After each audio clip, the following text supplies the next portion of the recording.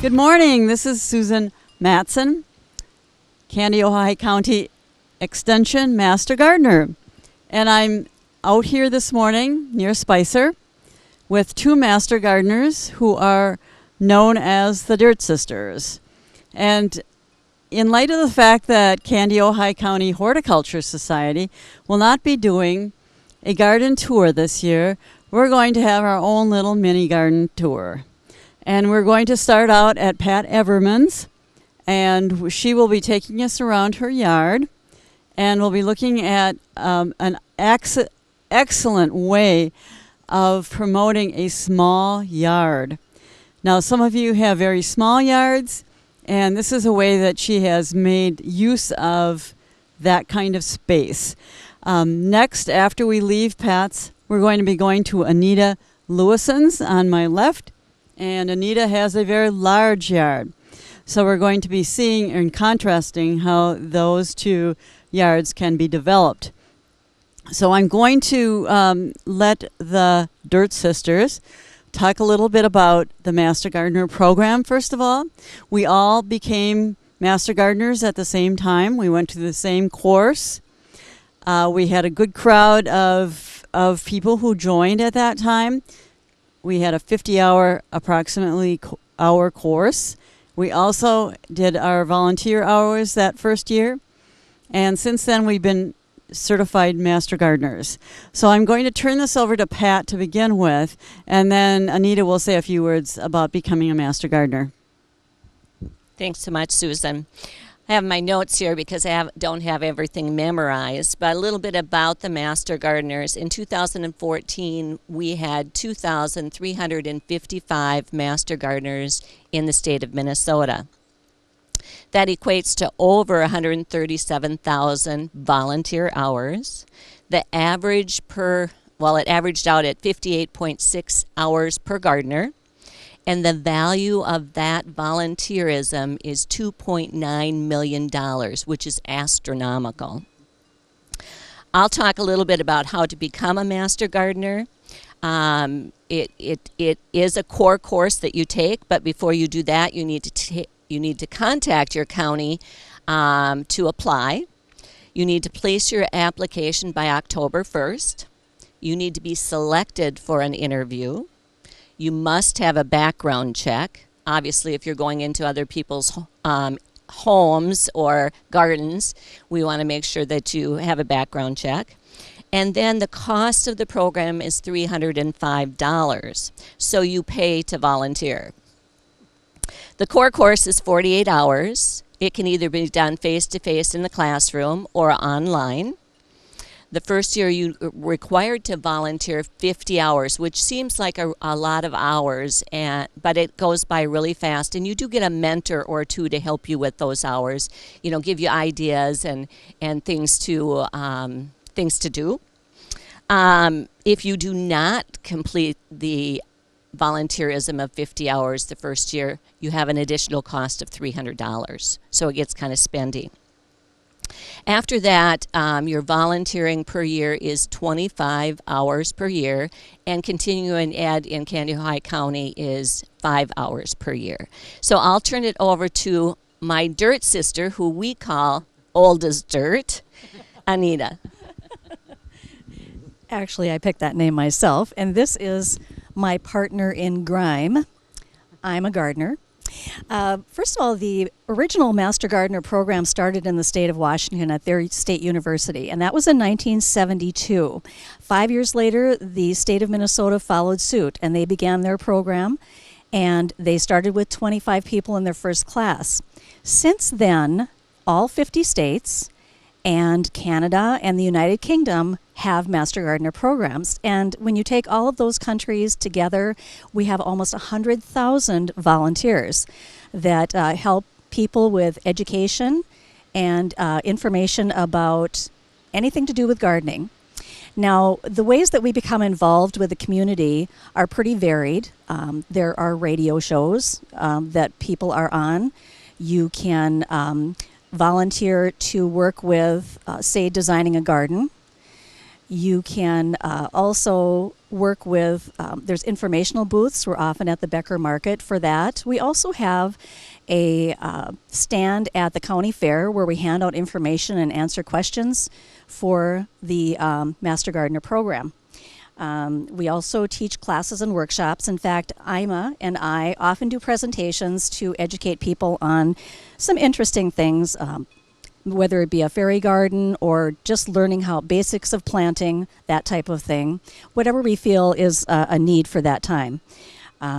We also have a phone line, so if you have a question for a Master Gardener, you can call into that phone line and someone leave a message, and we will research it for you and get back to you with the answer.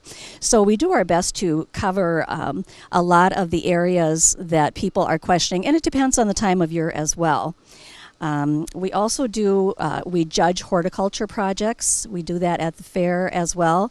And we also teach youth, and we do programs for schools and for youth groups as well.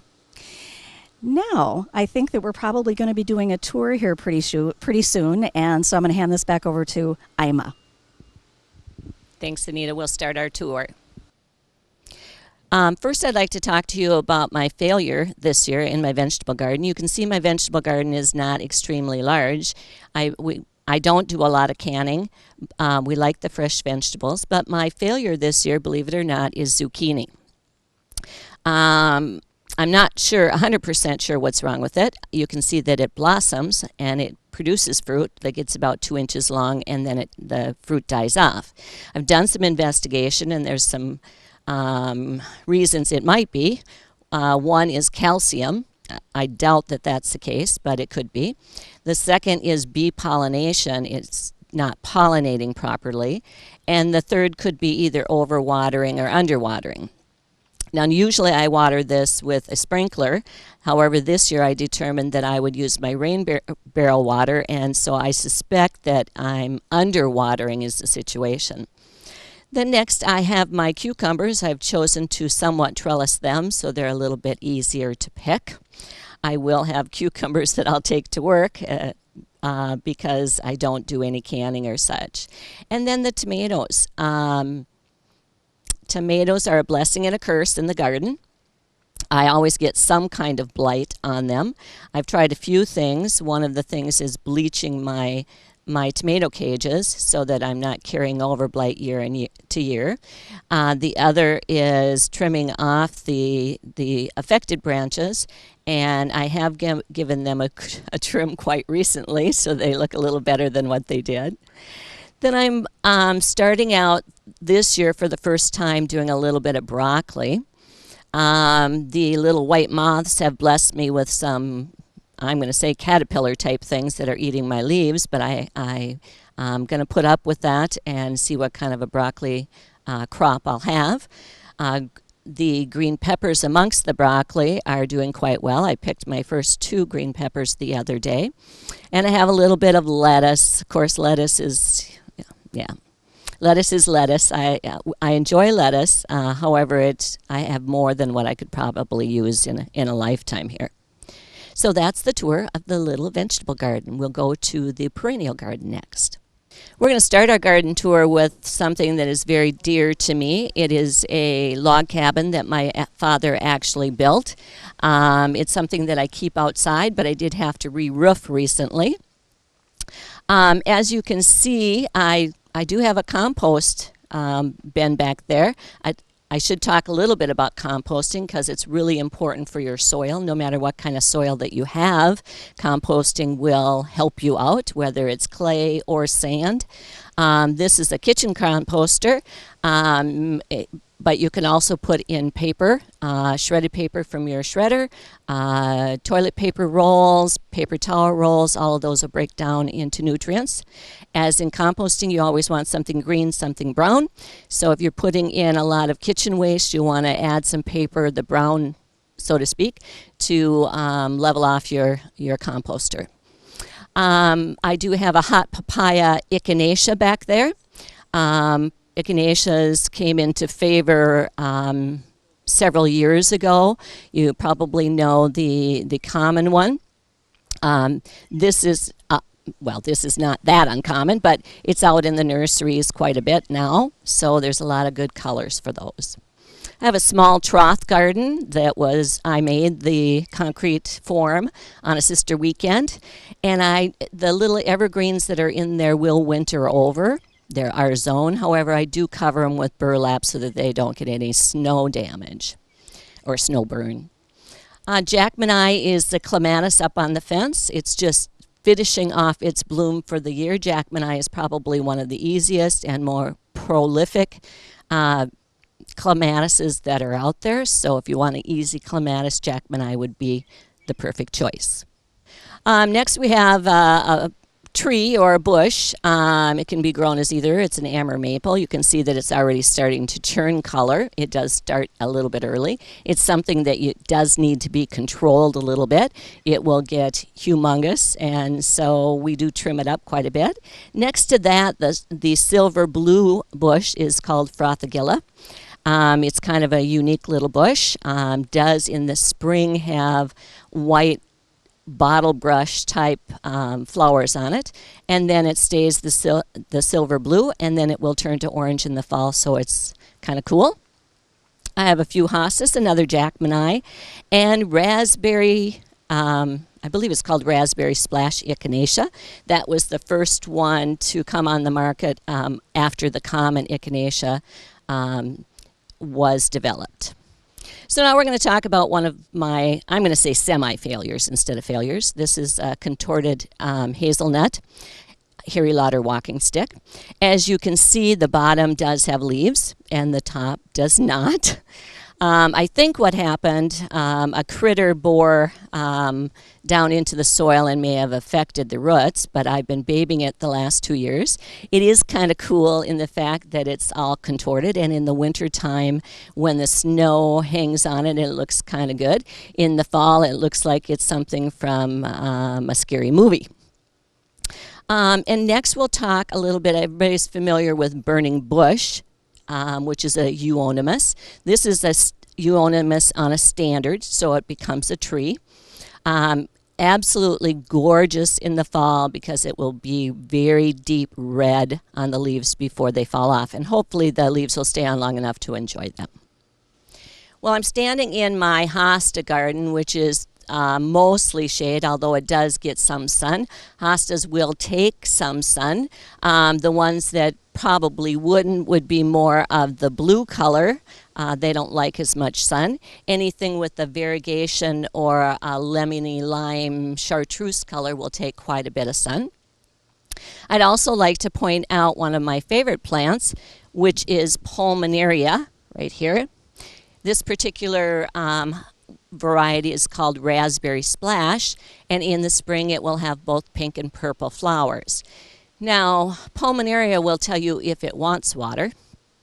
It will actually lay down a little bit. After it blooms in the spring, sometimes it gets a little leggy, so basically you go in there and give it a haircut. You can cut quite a bit off of it. The leaves will reproduce, and it'll look great for the rest of the year. It does flower just in the spring, and when the flower is done, it's done blooming for the year. One of my favorite things in my garden is my variegated pagoda dogwood, oriental flavor. This one's just getting started, but a pagoda dogwood typically will send up the base, and then it will have levels of leaves going around, or branches going around, and then it will shoot up another one and have branches going around again. This one I've let go a little bit wild. I haven't been trimming it much. I'm hoping that by not trimming it, it'll last longer, because the shelf life of a pagoda dogwood is about 15 to 17 years, and then they start to decline. Now we're in the sun garden, and I'm next to my very favorite plant, Angelica gigas. It is quite unique. It's a biennial, which means that this plant has a 2-year shelf life. It will be green the first year and start to blossom the second year. It's on the second year, so it has these pod type things that come out and then either produce another leaf or a blossom. The blossoms are somewhat burgundy and airy, and they're quite spectacular. And when they come out, the bees will absolutely love them. Here under the tomato cage, and this is purposely put here, not to stake anything, but to make sure that I don't dig these. They are naked ladies, magic lilies, whatever you want to call. In the spring, their leaves come up somewhat like a daylily. Then the leaves die back and you can no longer see them. And then in August, they'll send up a shoot and produce a pink blossom that is like a Easter lily type. Very fragrant. Over in the sun garden, a lot of my things have already completed their bloom. The daylilies are starting and will go for quite a while. The sedums are setting their heads. This garden gets full sun, and along the fence I did plant some spaghetti squash for my grandbaby who loves it, and I love it too. Got some starters back here. Clematis, which I'm hoping by next year will really take off. A lot of the flowers, the daylily, are open, so that's quite beautiful. And I did do some clematis as well on the arbor here. This is kind of an interesting plant. It's called blackberry lily. Has a small orange dotted blossom on it.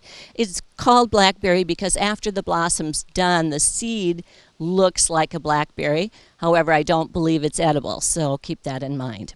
Well, this kind of concludes my part of the garden tour. Next, we'll be going over to Oldest Dirt home, otherwise known as Anita Lewison. Thank you so much for coming to my garden.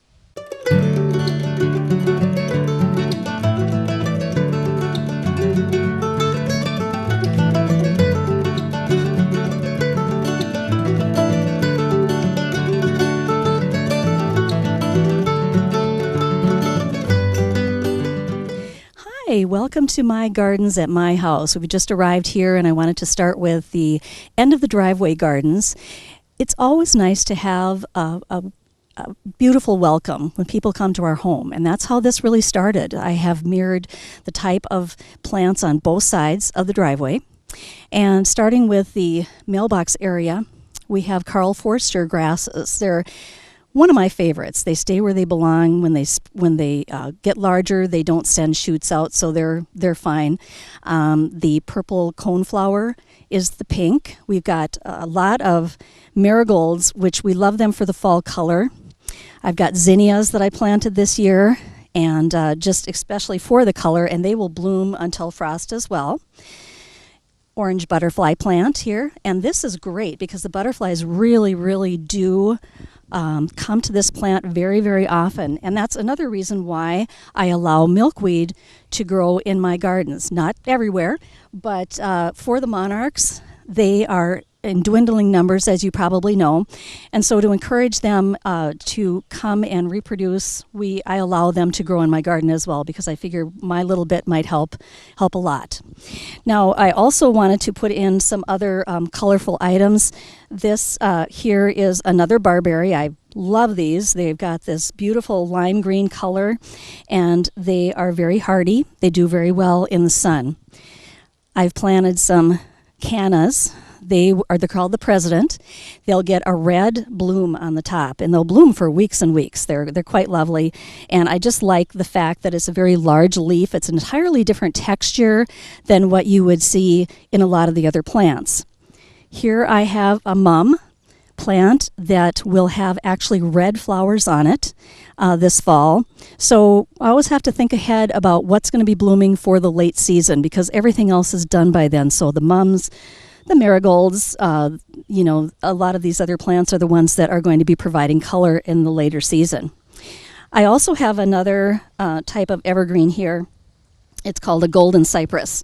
And this was another reason, part of the reason I went to some shrubs, because I have so much trouble with deer. We're in the country, we're across the street from a wildlife area, and they come in herds, and so they pretty much eat everything in sight. I do use a spray now to help protect and save a few blooms. But the shrubs they don't particularly like them, so I can count on that as always being a constant. Now this whole row here, you're going to notice a difference. Obviously these are full grown, they're Stella d'Oro lilies. These have all been cut off, and I've done it on the other side as well. The reason being that I will soon be dividing them, and it's just a lot more difficult to divide them when they're much larger. So I cut them back, I divide them, and they will come back with greenery again. They're extremely hardy, and they have a show of gorgeous blossoms for weeks on end. And so they're just a great staple in my garden. And so we're going to move on to the pond garden next. The pond garden. The pond was actually dug because there was a low spot in the area that collected water, and so that became a centerpiece of our front garden. The plants that were brought down from the side of the driveway started out to be a very small area, but I've actually added quite a few, and it's become one of my favorite gardens. We have added some shrubs. The willow tree that was originally here in the middle of the garden it needed to be taken down. It had gotten very old, and so we have replaced it with a sunburst locust tree, which will actually give more filtered shade, because this is essentially a sun garden. Gets a number of hours of sun per day, and the plants do very well in this area. One of the things about the soil in this area is that it is black soil, but it's extremely heavy. And so as far as amendments to the soil, I needed to add something to loosen it up and make it a lot lighter. The mulch is used to keep the water in, so that because it gets so much sun, it won't get dried out. And as far as the plants that we have here, I've got a 9-bark here that is one of my favorites. It's called Coppertina. And then we have a number of, I'm very much a fan of iris and lilies. And so I have a great deal of lilies here. There's quite a bit of evidence, especially on the lilies, that the deer also like my garden, and they will come and just snip off the very ends of it. We've also got, they love roses. I have a William Baffin rose right here in the corner. And that one typically is going to be a great arbor rose, because it gets very, very tall, and so I expect to eventually add some type of a trellis for that.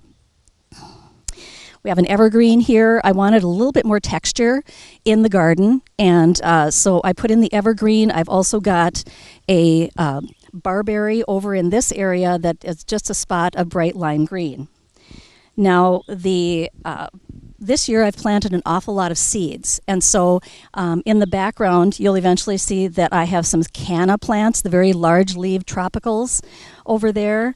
I've got what we call amaranth. It's called elephant head amaranth, and it will eventually get very tall and will have a purple seed head on it. Now, I've got cosmos here that are going to be blooming in pink, and I also have an orange cosmos. So a lot of those are really coming into their own at this point, and we'll see a lot of late season color, especially with the amaranth and the mums that I have put in here.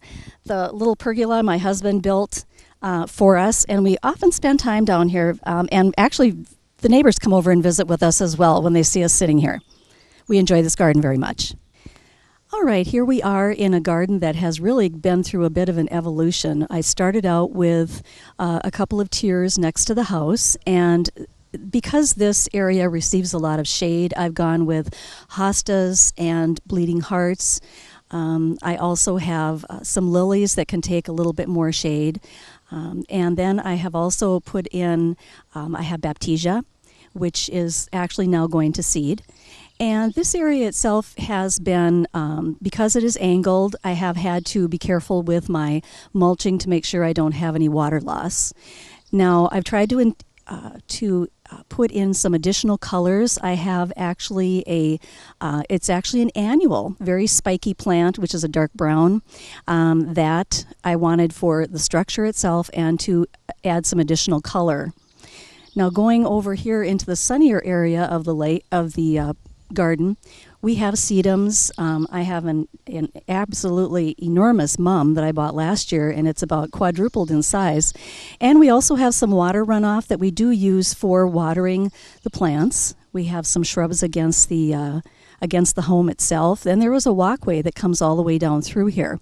The sunny area gets, I would say, sun pretty much, gets it in the morning, and it will get it for most of the afternoon. It's not until shade until about mid to late afternoon. So it does get a good number of hours of sunshine.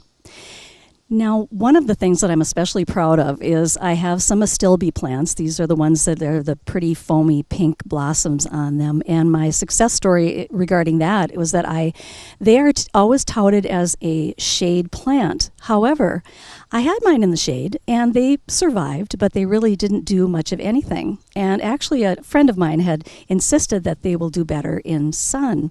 So I took a chance, and I moved my astilbes into the sun. Now, they do require a fair amount of watering, but look at the size. They have actually exceeded my expectations. That's really been one of my greatest success stories, is the astilbes. And so I plan to put more of those in, and they'll be planted in the sun with lots of water, and you can have results like this as well.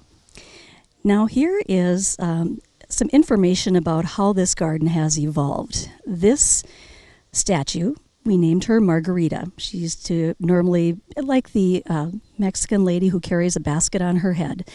And this used to be an ash tree, and it was absolutely full of seeds, and I would have many issues with small trees coming up everywhere. So we actually cut the tree off, and then my husband carved Margarita for me, and she's got a number of plants around the base, including a vine that is coming up, which will form her skirt on the back. And those are actually going to have red blooms on them. Right at the base, you'll see some evidence again of deer damage to my hostas. They are very hungry, and they come through here. I think they consider it a smorgasbord, because typically they will eat pretty much everything in sight.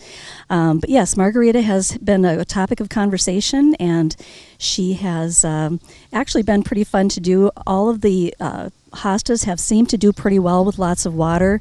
I do have one that I am actually going to be moving because it seems to show a little sun scald. But other than that, this evolution of this garden has really gone pretty well. Here we are in what I like to call my moonlight garden. It was meant to be all white flowers, and the majority of them are. However, there's a few hostas that have more of a lavender color in them, so I couldn't truly call it a completely white garden. So it is the moonlight garden. And in the moonlight, of course, everything just pops. Everything shows. There are white roses. I have white peonies. I have these gorgeous white lilies that I had really hoped to be open today for our show, but tomorrow they'll probably come out. And I've added a number of things in here.